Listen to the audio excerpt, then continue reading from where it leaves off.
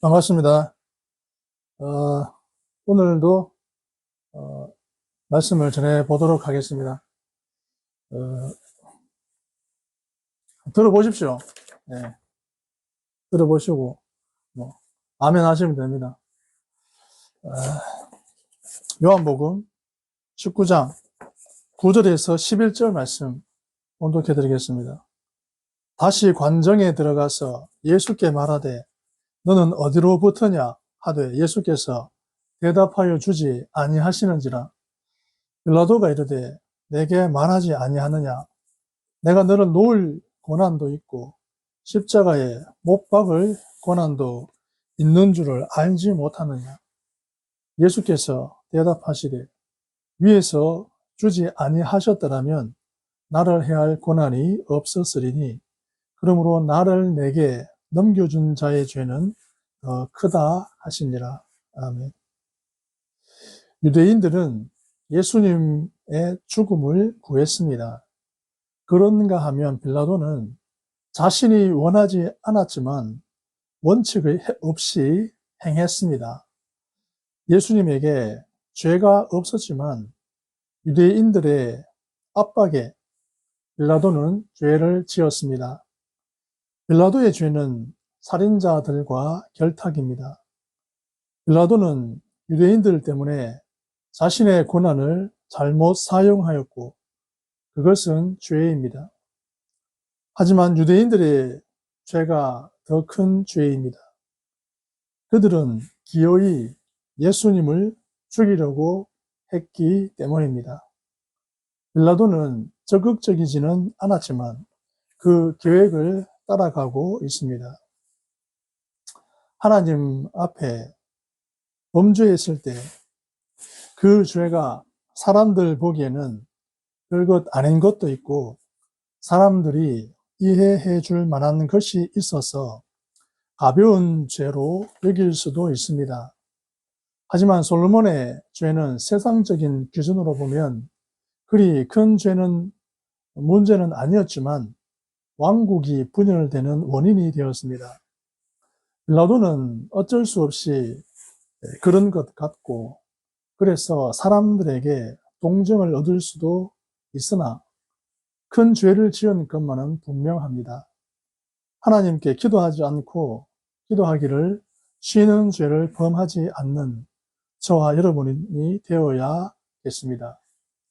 예수님이 당연한 하나님의 아들이라는 발언은 당시 많은 사람들을 당황하게 만들었습니다. 그러나 진실로 하나님의 아들이었습니다.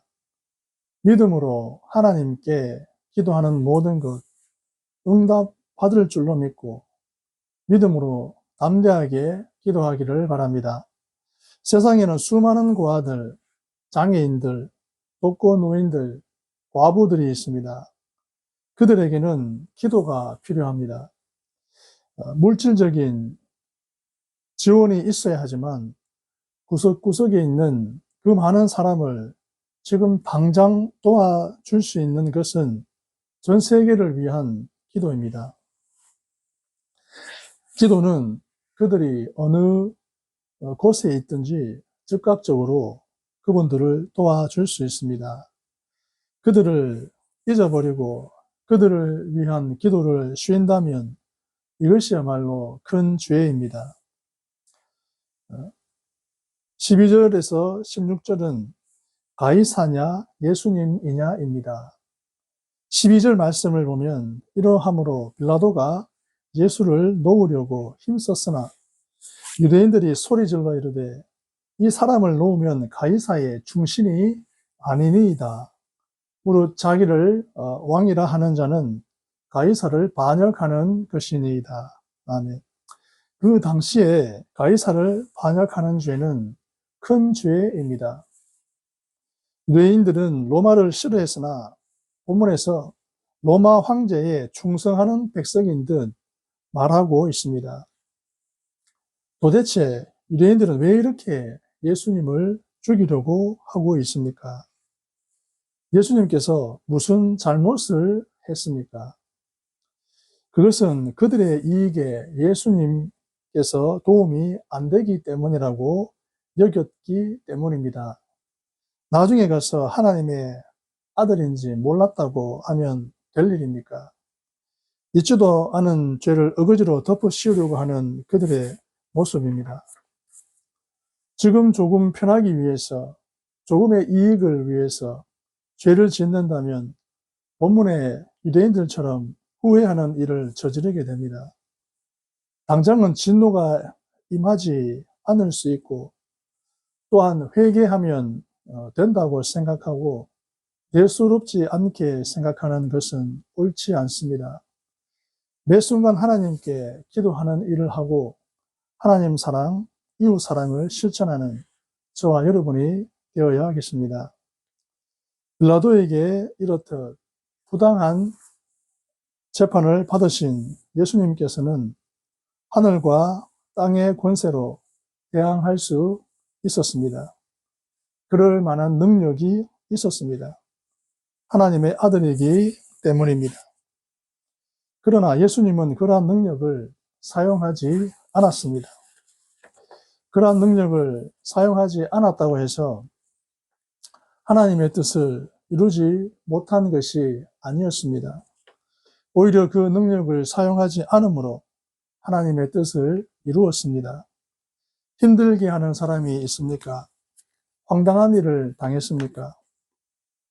직접 대항하지 마시고 하나님의 손에 맡기시기를 바랍니다.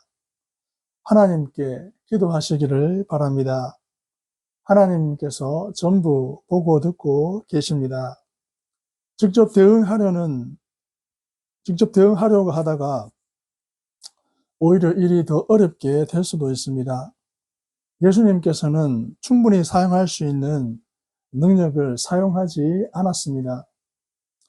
언제나 예수님처럼 사는 삶이 가장 지혜로운 삶입니다. 예수님께서 그 재판의 현장에서 더 이상 못 참겠다고 했으면 어떤 일이 일어났겠습니까? 우선 그 순간은 폼이 났겠지요. 그러나 십자가는 물거품이 되고 저와 여러분의 구원은 없게 됩니다. 참을 때까지 참았다고 대응하는 순간 예수님 또한 하나님의 뜻을 이루지 못한 실패자가 되고 맙니다. 그러나 예수님은 그 모든 것을 감당하셨습니다.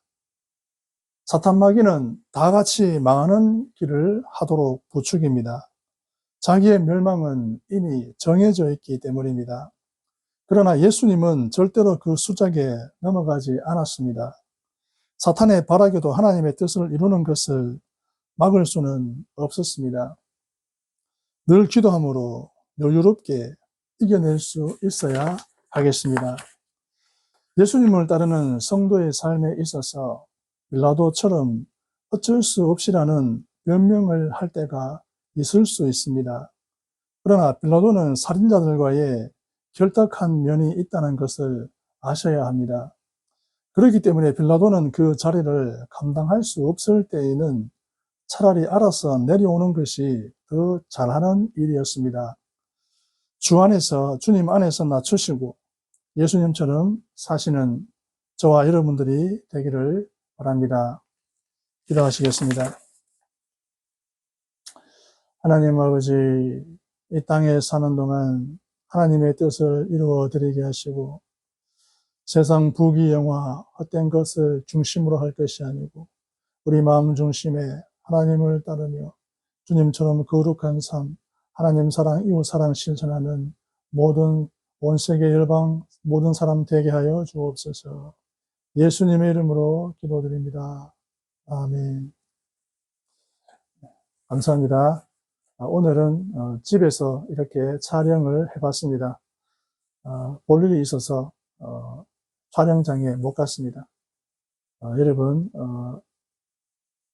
다른 좋은 유튜브 뭐 설교 말씀도 있지만은 한 번씩 참고하셔서 들어보시면은 도움이 유익이 되리라 생각합니다. 네, 감사합니다. 평안하시길 바랍니다. 늘 기도에 힘쓰시길 바랍니다. 네, 감사합니다.